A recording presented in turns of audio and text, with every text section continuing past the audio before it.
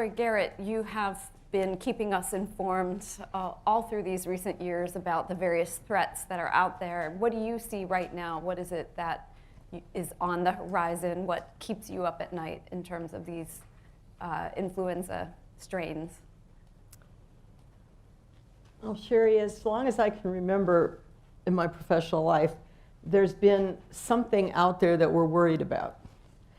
Fortunately, most of the time it hasn't materialized in the form that we most were concerned would in fact threaten us. But this year we have a couple of things lurking that are worrisome. One is a strain called H5N6, which emerged like almost all influenza does out of Asian migratory birds, and now is very rampant in the poultry population in South Korea.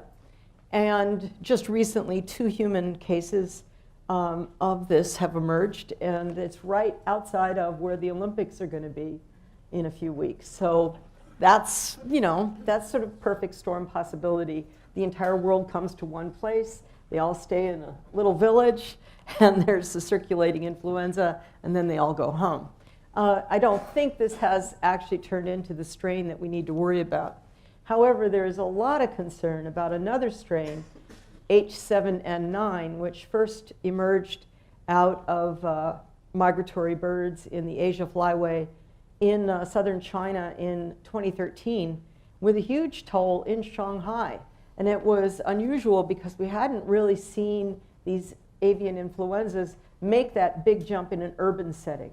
They typically had sort of slowly percolated in rural areas where people are directly close to wildlife, and their livestock is close to wildlife, so there's a possibility of transmission from a wild bird to poultry to person, or wild bird to swine, what have you. But in this case, it was just suddenly exploding in Shanghai and caused a great deal of concern. Then it seemed to go endemic, and you just see a handful of cases here, there, and everywhere. And all of a sudden, since roughly August, we've seen a real surge in H7N9 human cases, and with about 45% mortality rate in people. So when you consider that the 1918 strain is generally averaged over the world, thought to have had a 2.2% mortality rate, though in some places, such as rural areas of Iran, were documented at 47% mortality. But overall, it was not anything close to what we see now with H7N9. Two new papers just published show that this new strain does have a mutation. It may be that the strain is adapting to mammalian hosts. A very prominent scientist in the field, Yoshi Kawaoka at the University of Wisconsin, has done some genetic testing on it, and he thinks that it is, in fact, a mammal-to-mammal transmissible strain. So that would be worrying. Okay, so clearly the problem did not go away 100 years ago. Well, I was going to actually ask you, because in Foreign Affairs this fall, the new Director General of the WHO, there was a question and answer with him about his priorities for global health. And he was asked, what keeps you up at night? Kind of the question I asked you. And he said, epidemics or pandemics. And he spoke of serious gaps in the ability to respond. So I would love for you've looked very closely at the health systems. I know Dr. Schuchat has talked a lot about this priority that we need to sort of help countries around the world to get more prepared. But where do you see the big gaps right now? Where do you see the work needing to happen? There are a lot of these meetings. You've been speaking at them around the world for the 100th anniversary, but what should we be thinking about? Okay, well, first of all, I think that John said 10 weeks, and a few of you gasped that the bulk of the death toll occurred in 10 weeks. Think of it this way. In New York City, in 10 weeks, 31,000 children became orphans. In 10 weeks, 20,000 people died in this city. And there were stories of individuals who got on a subway at Coney Island and feeling perfectly healthy and their dead body was found when the subway pulled into Columbus Circle.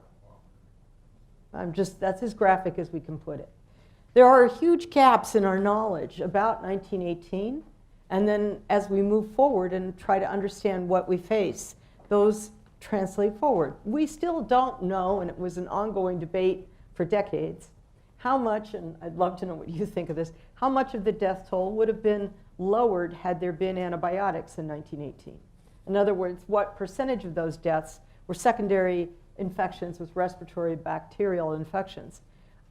We do know that coroners in London, and you know this all too well, said they found bodies that where the lungs were filled with blood, and that the individuals didn't die of secondary infection. They died from the flu. We don't really have a clear understanding of that, and we don't have any system in place that I know of in any country that could handle an event that could take a toll proportionally like that in 10 weeks. Within 10 weeks, you know, the White House would have called Atlanta a couple of times maybe. And then we have to add to that, the horrible political reality of where we are right now. We are in a world that's becoming increasingly isolationist, not globalized. Increasingly protectionist, not in solidarity.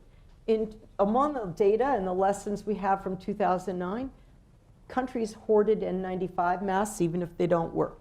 Countries hoarded Tamiflu even if it doesn't work. Countries hoarded vaccine as it became available. Most of the people of the planet didn't get access to vaccine until after the epidemic was over. There's no way we would have vaccine in 10 weeks. No way, for anybody, I don't care how rich you are. And as the epidemic might make another circumnavigation and come back in another form, and maybe finally some vaccine might be helpful for some people, it would be for the rich people in the rich countries. There is nothing, there's no platform in existence that could mobilize vaccine on that kind of timetable. Now, you may have heard recently that WHO says now we can make like 6 billion doses of flu vaccine. Yes, we can, by diluting it. And we now are in a situation where Australia just has ended its flu season. It was the worst flu season in recorded Australian history. The highest death toll they've seen. It's a strain of H3N2, which is on its way here. And there's a lot of questions. Why was it so bad in Australia? Was it something inherent in the virus, something different about how people responded? Was the vaccination rate low? It looks like the vaccine just basically didn't do any good. A paper just published in New England Journal of Medicine says it has a 10% efficacy rate. So for all of you that take comfort every year in the idea of, oh, I got vaccinated, pay attention to washing your hands. Because yes, 10% is better than 0%. I got vaccinated, but it's not going to be a panacea that will protect you.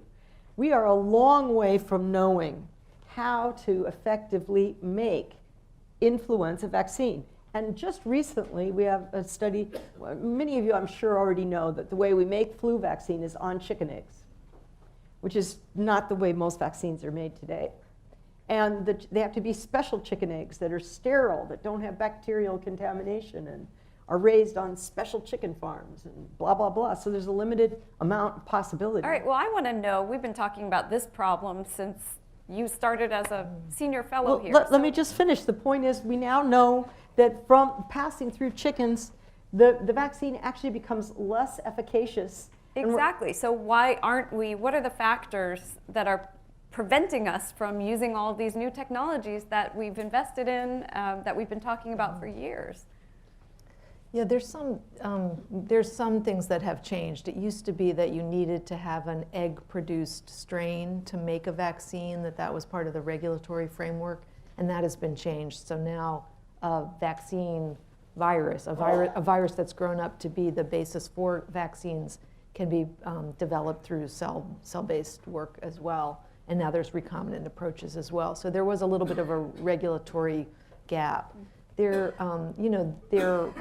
are lots more manufacturers and there's many more approaches being used, but most of them still do begin with the eggs. So I think the last few seasons have people really thinking about that and trying to understand what are the levers that could diversify the platforms that are used. But I think one thing I just wanted to say was, it's really easy to get doom and gloom when you talk about influenza, and then it's easy for everybody to think you were Chicken Little, sorry for the pun, but because 2009 wasn't as bad as we thought. But I think the more that we think about what we do with seasonal flu can help with a pandemic, and what we do with what we're calling global health security can help with that, that terrible pandemic that's coming out. And one of the things that really has gotten better but isn't finished is the detection piece. In 2009, if we had recognized that it was a novel strain in Mexico just a few weeks earlier, the supply of vaccine in the fall would have come at least a few weeks earlier. And that would have made a big difference in the availability of vaccine before the peak after kids went back to school. With the Ebola epidemic, we really learned the lesson that diseases on the other part of the world can be here very quickly, and stopping an Ebola outbreak is a lot easier if you detect it and respond rapidly and surge effectively. And so right now we're really emphasizing improving surveillance, improving detection, improving the response capability. So a cluster of deaths in Congo is worked up quickly, and we figure out what it is so that the appropriate responses can be made. With influenza, one of the reasons we have all those strange strains that we're finding, the animal source influenzas, is because we have much better surveillance. Mm-hmm. I think the H7N9 situation in China was detected in people first because it was not causing symptoms in animals, but because we had really invested in influenza surveillance there. And I'll ask Laurie Garrett this question too, because for years you've been keeping us posted on, as to what the emerging threats are, and fortunately we haven't had the big catastrophe. So what do you think? What does work? Have there been some things that have worked? Asian markets? The single biggest thing that has made a difference is a decline, but still not 100% we're not out of the woods on it yet, but a decline in how much of Asia is reliant on live animal markets to obtain their meat. This is our biggest problem, is that all across from Mongolia down to southern Vietnam, Cambodia, Laos, people prefer to buy a live chicken, a live duck, take it home, slaughter it, and cook it. And there's a lack of electricity for refrigeration in many areas, so you can't safely buy already slaughtered meat and take it home, put it in the fridge. So the human exposure to live birds that may carry the virus is very high. And if you add to it that most of the strains of influenza are carried by birds that are on the Asian flyway, which stretches from basically northern Australia into Siberia, then you begin to understand why all influenzas are basically coming out of China and circulating in Indochina and all the way up. And so as we confront the wild animal market problem and the poultry animal market problem, you get a decline in the amount of transmission. And indeed, in 2013, I think we dodged a bullet there. When H7N9 first emerged, China ordered the live animal markets closed. Mm-hmm. And wherever they ordered a closure, you got a stop in transmission. Well, great to know there's some steps that can be helpful. Dan Sharp with the Board Institute. I'd like to explore the notion of vaccines with you a little bit in more detail. I remember when we were working on this project together some years ago, the global capacity was a few 100 million total for if other vaccines were stopped. Has the total global capacity been increased, and if so, to what? Number two, if a vaccine were to be produced, taking a few months, you mentioned, Laurie, that the present vaccines are only about 10% effective. What is the likelihood that a vaccine would make any difference if, in fact, enough were made available? And the third part of that is, what is the mechanism for allocating the very limited number of vaccines that would be produced? Okay, we'll let you have three because they were all They were all good questions. It's all about vaccine. But I think when we go to the global level, we don't have a good plan. It's a We catastrophe, have right? we have a catastrophic Yeah, situation. The bottom line is that if you're from a rich country that makes vaccine, you're going to get more supply or some supply. And the further down the pecking order you are, the less likely your nation is to receive meager supplies, as even if they are only 10% effective, much less truly effective. And we need a radically new approach to this whole vaccine issue. It's not just flu. I mean, the world ran out of yellow fever vaccine this year, and in the midst of outbreaks. And the only way we stopped the African outbreak in Angola and Congo was by diluting available vaccine supply fivefold and loading in adjuvant. And those of you that know any immunology know adjuvant is just a polite way of saying, here's some gunk that makes the immune system react more strongly when it's exposed to the particular antigen, the agent that you're trying to build a response against. And that's one of the things that's now happened with influenza vaccine supplies. In order to create a greater sense of fairness in the world and try to have supplies adequate to meet poor countries, rich countries, middle income, all of them, the supplies are being diluted and more adjuvant is being loaded in. It's probably not helping us get to what we need. What we really need, and everybody knows it, is a universal influenza vaccine with cross-reactivity that doesn't have to be made freshly every single year against specific circulating strains. And I would add that, and John mentioned this, the pace of the emergence of strains is hastening. It's not, it's a pure coincidence sometimes that the strain that happened to be included in the quadrivalent vaccine just happens to be the one that came to town, because we have so much going on out there. And it's tough to say to manufacturers, you have to somehow miraculously get the right combination and guess correctly so that whatever comes swooping into town is reflected in your vaccine. If you go to Donald Trump's tweet history, predating him becoming president of the United States, to see how he has responded to outbreaks around the world. In every case, his reaction is, let's pull up the drawbridge, fill the moat, and here in our castle America, we will be safe. And there's the only evidence that quarantining a nation, blocking yourself off from the rest of the world, has any effect on influenza are the following. One, Tasmania had the lowest death toll in 1918. They did literally shut themselves down, but then again, we're not Tasmania. Number two, our flu season was delayed by 2 weeks in 9/11 when all our airports were shut down, but we still got slammed eventually.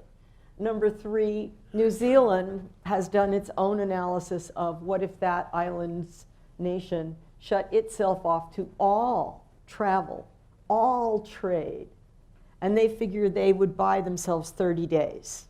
All right? The United States can never shut itself off to the rest of the world. Our economy, as you point out, would collapse very quickly. And it's just not possible. So our big challenge is a president and an administration that is mired in a kind of thinking about disease threats reflected in how they responded to Ebola, how he has responded to the threat of vaccine-associated side effects, and on and on and on. It's an administration mired in a notion that imagines that America can cut itself off from immigrants, cut itself off from the world, and be safe. Well, and clearly, even under the previous administration, there were some, a nexus between politics and public health, and, when there's a lot of political pressure to do something to stop something scary like Ebola, we saw some, measures taken like quarantines in certain situations that were not recommended by public health professionals. Hi, I'm Billy Karish. I'm a member of the CFR, but for my day job, I do pandemic prevention and preparedness work. Earlier in your conversation, you were talking, I think all of you were alluding to the kind of external components outside the medical world. So, Laurie, you were talking about live bird markets and birds migrating. But then the conversation always seems to fall back to a better vaccine. So we kind of have this I think society is all looking, well, the medical community is going to solve this, but these problems originate beyond that. And so we have a term, One Health, which says the health of the environment and the health of animals and the health of people are inextricably linked. But for some reason, the burden, when people start dying, the burden is, why doesn't the medical community do anything? When in fact, the prevention, the risk reduction is outside of that, the purview of the medical community. So the question is really, where do you see those opportunities for engaging these other parts of society? How do we engage the environment sector and the animal sector to work with the health community? So we're all in this together. Do we share money? Do you share budgets? Right. Where are So some of the ways one to thing deal to with think that? about right away is there was a really powerful paper published in Science magazine early this summer. Multiple authors from all over the world tracking how climate change is affecting the migratory routes of hundreds of different animal species and plant species. And the most dramatic shifts have been in fish populations. So, you know, cod used to be the staple of Portugal, and now you have to go above Greenland to catch cod. And when I was in Greenland, everybody was complaining, all we can find is this crummy mackerel. The patterns of fish shift. When the fish change, the birds change. And you go up the whole order of things. China's environment has been devastated by its pollution. And its air pollution is so acute that many migratory birds can't actually find their routes and are going off in other routes. And the water supply for landing of birds has changed. So one theory about why H5N1 mutated in 2005 into a form that then affected birds that did the east-west migration and took it into Europe and northern Africa is that the migratory route for the birds coming from Indochina up through China had become so polluted and the water supply so devastated that more and more of those birds were all co-landing in one giant lake area. I think it's pronounced Qingao, Lake Qingao. And there appears to have been a mixing event So I think that you're allowed the saying that mutation of the the virus. premise of his question is correct, but his real question was, how do you get those sectors Well, interested in I'm investing? trying to get there if I can finish. Please. And that is that we need to make the links with climate change. We need to make the links with the Anthropocene and planetary health movement. There needs to be a sense that all of this is a common struggle. And seeing each little piece of the influenza problem on its own is a valid thing for trying to address a specific flow of cash and a specific technological solution. But the real threat and why the threat parameter is getting greater for influenza has to do with the larger change in how we're all living on this planet and what we're doing to the planet. Basically, we need somebody to write another Silent Spring. I'm working on it.